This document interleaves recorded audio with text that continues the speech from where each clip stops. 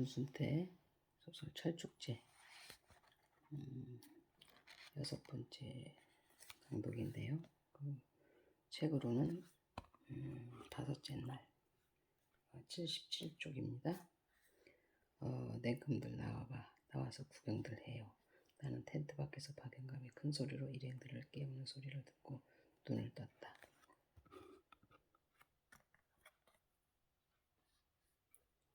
텐트가 온통 벌겋게 불이 든 것 같이 아침 햇살이 가득 쏟아지고 있었다. 나는 눈을 비비면서 텐트 밖으로 나갔다. 일행들은 박영감의 깨우는 소리를 듣고서야 잠을 깬 듯 모두 부스스한 얼굴로 밖으로 나와서는 아침 햇살에 눈부심에 손바닥으로 눈썹 차양을 만들어 눈을 가렸다. 모두 피곤했던 모양이구만. 여태껏 잠들을 자게.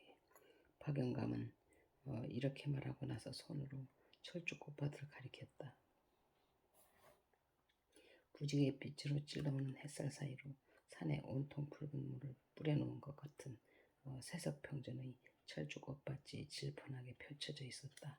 나는 손으로 눈곱을 뜯어내며 꽃밭의 찬란함에 바보처럼 입을 벌렸다. 끝이 보이지 않았다. 하늘 끝까지 불기물 들어져 있는 듯했다. 암수 원앙에 어울려 비비꼬는 비단 금침 잎을 하나로 세석평전 30여 리를 덮어버린 것 같은 꽃밭은 불난 것처럼 이글이글 타올랐다. 나는 지리산에서 아름답게 다져진 또 하나의 거대한 생명의 신비를 본 것이었다. 산에 대한 경애를 느끼는 한편 모든 아름다움의 집약을 보았다. 좋군요. 나는 진지한 얼굴로 꽃밭을 휘둘러보며 말했다. 긴 밤을 내내 어둠 속에만 깊숙하게 파묻혀 있었다는 것을 생각하면 그지없이 안타까운 생각이었다. 마음이 툭 튀어오는 것 같지 않아? 박영감이 물었다. 아무튼 좋아요. 나는 꽃향기들을 냄새 맡기라도 하는 듯 코를 킁킁거리고 나서 깊게 숨을 들이마셨다. 상큼한 철쭉꽃 향기가 폐보에 깊숙이 쑤시오는 듯한 기분이었다. 철쭉제에 참가하기 위해 올라온 등반객들이 답교하듯 껑중거리며 꽃바디를 뛰어다녔다. 그들은 철쭉나무가 상하지 않게 조심조심 걸어다녔지만 내 눈에는 그들이 마구 꽃밭을 발로 짓이기는 것 같아 안타깝기까지 했다. 이제 곧 철쭉제가 시작될 모양이야. 박영감이 턱으로 가리키는 철쭉꽃밭 한가운데 웅성웅성 사람들이 모여 있었다. 우리도 가볼까요? 그럼 가봐야지. 얘까지 와서 철쭉제에 참여를 안 해서야 쓰나. 일행은 앞서거니 뒤서거니 하며 꽃밭을 가로질렀다. 꽃나무들이 상하지 않게 조심해요. 나는 일행의 주의를 주는 것이었는데 박팔돈만은 그 말을 못 들은 척 마구 와작와작 꽃나무를 꺾어 미스 현에게 안겨주었다. 이 아름다운 꽃나무를 일본에 수출했다니 원. 나는 꽃을 꺾는 박판돌을 쏘아보며 혼잣말처럼 중얼거렸다. 꽃밭에 깔린 잔돌들을 모아 재단을 만들고 그 재단 위에 철쭉꽃잎을 보료처럼 푹신하게 깔아놓았다. 빨간 철쭉꽃 재단 위에 돼지머리며 마른 명태, 떡, 과일들을 차려놓고 제관인 연합한 등반대장이 큰절을 하고 풍년과 태평성대를 비는 고천문을 읽었다. 제관이 고천문을 읽고 나자 여럿이서 함께 또 너부죽이 큰절을 2번 했다. 여럿이 하는 큰절이 끝나자 차려놓았던 돼지머리를 내리고 주위에 술을 뿌렸다. 박수가 쏟아지고 꽃잎들이 엉겨붙은 돼지머리의 살에 싹둑싹둑 칼로 썰었다. 매년 철쭉제마다 꽃나무들이 술을 먹으니까 이렇게 꽃들이 술에 취해 붉어진 모양이야. 박영감의 미스현을 보며 말했다. 처음 미스현이 지리산 철쭉꽃밭을 보고 마치 술에 취해 있는 것 같다고 말했기 때문이었다. 정말 그런가 봅니다. 나는 고개까지 주걱거리며 박영감의 말을 긍정했다. 제사를 주관한 연합한 등반대원들이 박영감과 박판돌에게 술과 안주를 가져다 줬다. 일행은 푸짐하게 술까지 얻어 마셨다. 박검사 얼굴이 철쭉꽃 모양 불굴스레한걸. 박영감이 텐트로 돌아오면서 말했다. 거짓말을 할 줄 모르니까요. 원래 황금은 사람 마음을 검게 만들고 술은 사람의 얼굴을 벌겋게 하는 법이지. 저는 딱 한 잔만 마셔도 이렇게 얼굴이 붉어져요. 철쭉꽃밭을 가로질러 텐트까지 돌아오는 동안에도 나는 박판돌이가 와서 행여 자취를 감춰버리면 어쩌나 싶어 그를 놓치지 않으려고 매달리듯 바짝 따라붙어 있었다. 나는 일행이 세석평전에 도착하는 즉시 박판돌에게 아버지가 묻힌 지점을 묻고 싶었으나 서두르지 않는 것도 박판돌이가 마지막에 와서 심경의 변화를 일으켜 자기는 모른다고 딱 잡아댈까 걱정되었기 때문이다. 이봐, 이쪽 철쭉 꽃 색깔이 희불그레한데 비해서 저쪽 등성이 아래는 왼통 피를 토해놓은 것 모양 검붉은 이유를 아남? 박영감이 손으로 가리키는 등성이 아래 바람이 닿지 않는 분지처럼 음숙한 곳의 철쭉꽃은 유별나게도 붉어 보였다. 너울다란 세석평전의 꽃밭 속에서도 그곳만한 색깔이 표관하게 검붉었다. 박영감의 표현대로 목다못에 피를 토해놓은 것 같았다. 글쎄요. 다른 데보다는 유난히 꽃 색깔이 벌겋군요. 그렇지 표관하지 왜 그럴까요? 6.25 때 저 음숙한 곳에서 사람들을 무대기로 죽였다는구만. 그래서 저곳의 철쭉꽃들이 유난히 붉다는 거야. 그 말을 들어 나는 우뚝 걸음을 멈췄다. 나는 걸음을 멈춘 채 철쭉꽃 색깔이 표관하게 뻘겋게 보이는 등성이 아래를 내려다보고 있었다. 저곳에서 사람들을 많이 죽였군요. 나는 시선을 떼지 않고 물었다. 세석평전에 김일성 대학이 있었다고 했지 않아? 그 때문이지. 순간 나는 그곳으로부터 시선을 회수하여 주위를 두리번거렸다.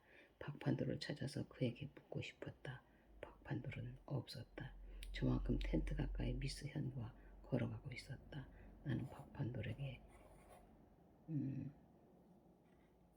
물었다.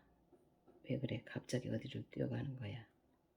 박영감이 큰 소리로 물었지만 나는 뒤도 돌아보지 않고 철쭉나무를 헤치며 헐끈헐끈 뛰어갔다. 철쭉제는 그렇게 간소하게 끝났다. 꽃밭 한가운데 잔도를 모아 제단을 만들어 간단한 음식을 차려놓고 풍년과 태평성대를 비는 충문을 잇고 꽃밭에 술을 뿌리고 차려놓은 음식을 안주 삼아 한 잔씩 젖히고 사진들을 찍고 하는 것으로 끝났다. 철쭉제가 끝나자 철쭉제에 참여했던 등반객들은 서둘러 텐트들을 철거했다. 천왕봉에 올라가기 위해서였다. 그들은 아침 일찍 철쭉제를 끝내고 천왕봉까지 올라갔다 내려오는 것이 상례로 되어 있었다. 세석평전에서 천왕봉까지 10km 남짓되지만 줄곧 올라가는 코스여서 힘이 들기 마련이다. 세석평전에서 천왕봉까지 가는 동안 장터목과 산이샘, 통천문을 지나게 된다.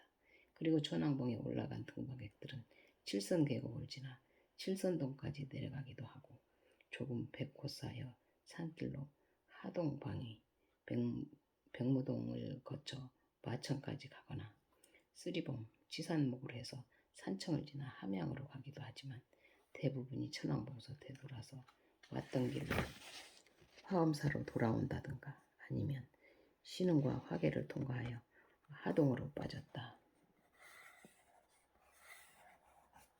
아침을 지어먹고 나니 세석평전에는 우리 일행만이 횡덩그렁하게 남은 듯 싶었다.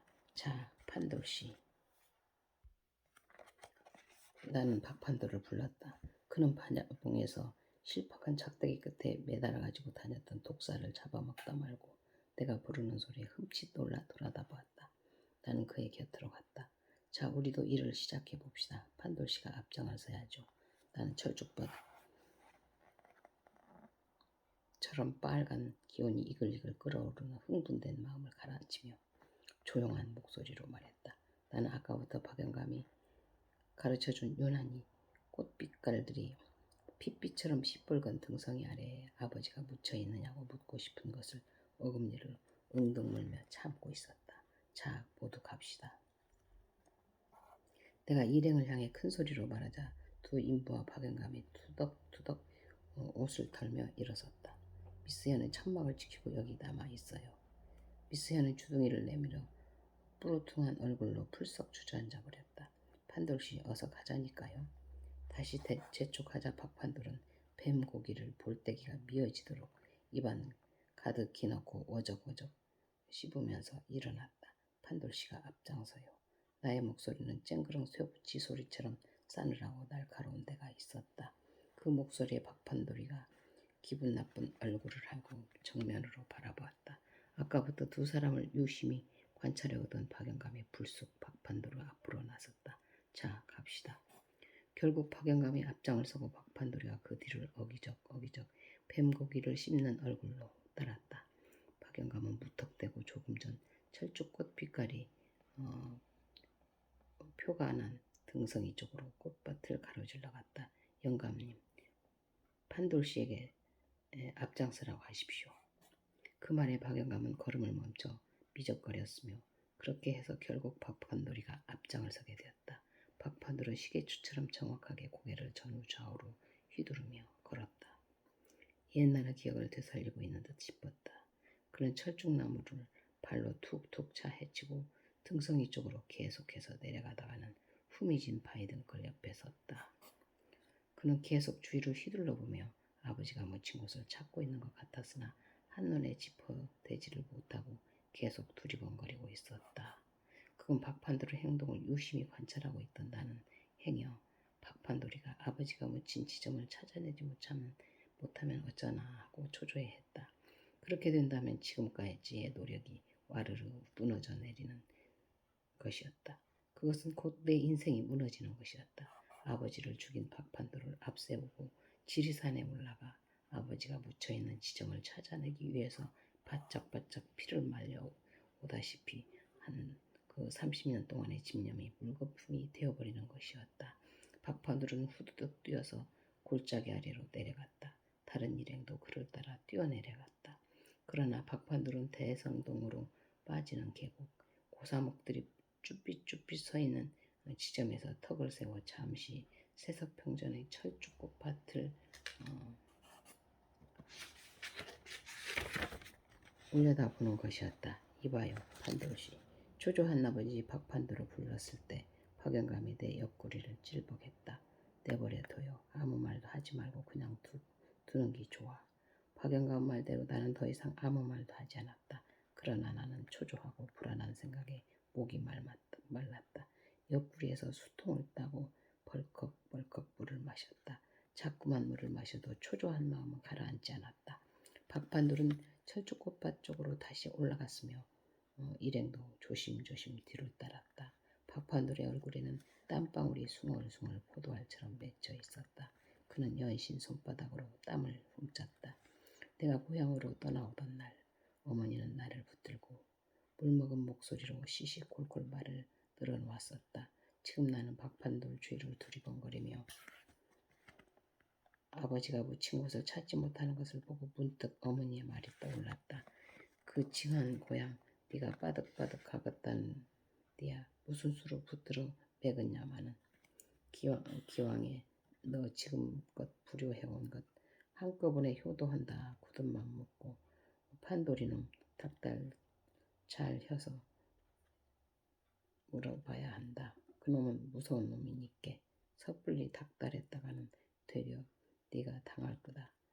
다시는 구례바닥에서 맥을 못 쓰게 시리 단단히 버릇을 고쳐서 내 아버지 박인동 오시어 원한을 풀어주어야 한다. 어머니는 질금질금 눈물 바람까지 하며 아들의 손을 꼭 잡은 채 놓아주질 않았었다.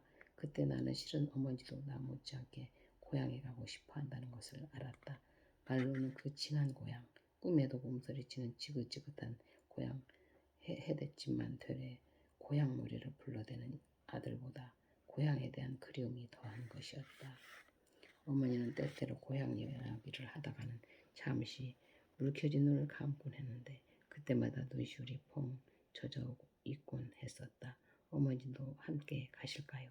손을 꼭 쥐고 놓아주지 않는 어머니에게 그렇게 했었다. 그제야 어머니는 손을 놓으며 죽은 혼백이 되어서나 네 아버지 만나러 갈란다 하고 잠시 물먹은 여름 하늘을 올려다보았었다. 대문을 나서려는데 어머니가 다시 불러 세웠다.